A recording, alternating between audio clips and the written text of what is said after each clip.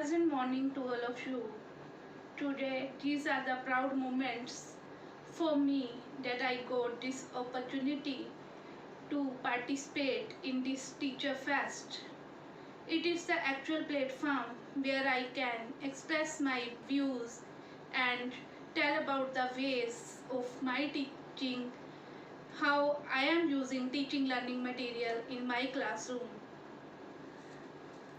Here I am presenting my teaching learning material not as the models, but actually it is activity based models that I am using in my classroom to explain the concept to my students.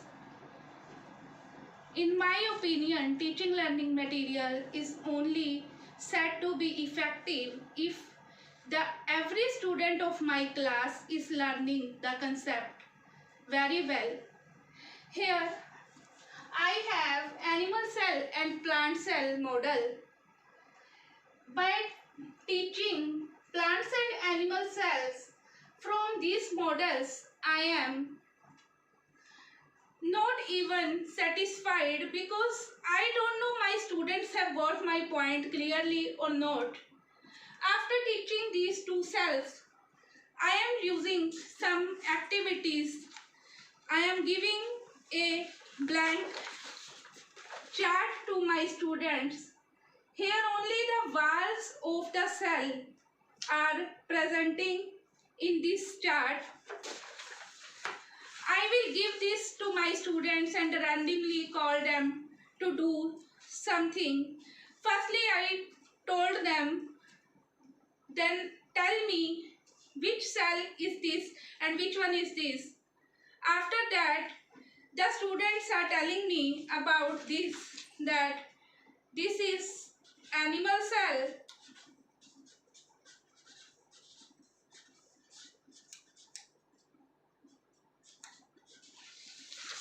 and this one is plant cell.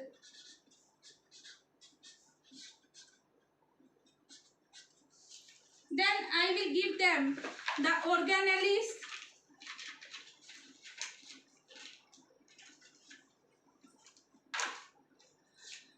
They can adjust these organelles in the cells according to the actual differences in the plant cell and animal cell. As this is the vacuole, which is a large vacuole which is single present in the plant cell, and these are small vacuoles, small in size and so many present in the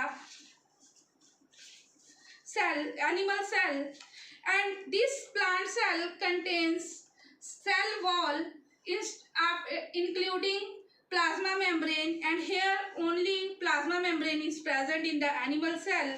Like this, they can adjust all the organelles. You can see it is chloroplast which is only present in the plant cell. The student can keep it here in the plant cell, and this is centrosome which is only present in animal cell. Like that, students can place these organelles and learn more and more about the plant cell. After that, this is not only the single thing. To make the concept more clarified, I can use the method of strips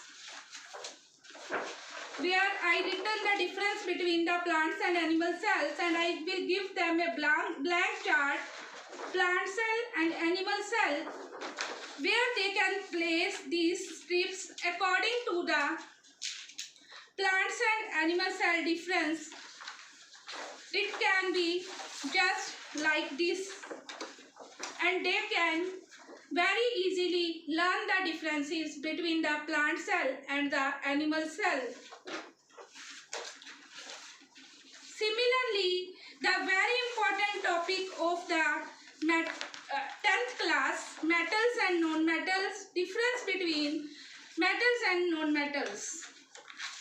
Students can learn the metals and non-metals.